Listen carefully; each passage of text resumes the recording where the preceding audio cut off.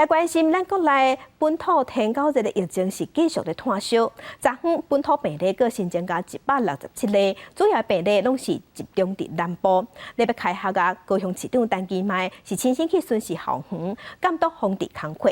也若重灾区是伫台南，台南已经连续6天，逐天拢超过100例。目前台南的本土病例嘛已经超过2500例。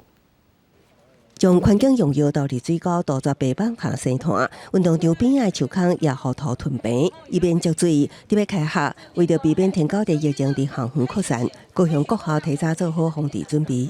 一定要扎扎实实排出1节课的时间来做登革热防治的卫教，那把相关的登革热症状、类型啊等等，透过老师运用这个教材来做班级来做处理。树洞不能用发泡，也不能用油漆都不行，最好是用土填石。那我们如果有所谓的水池，里面一定会养鱼。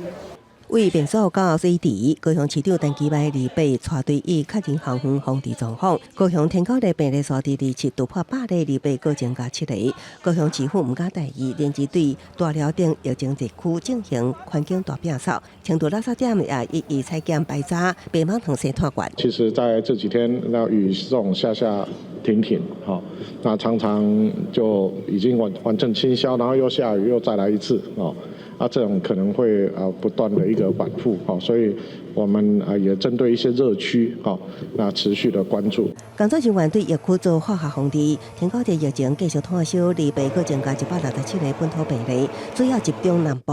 目前嘉义县累计病例数8例，台南2583例，高雄109例，屏东26例，其中台南已经连续至超过100例。除了对空厝、水沟等消毒防治，台南市府呼吁民众做好防网措施，若有技术症状，也要尽速体检，以找出潜在病例。记者综合报道。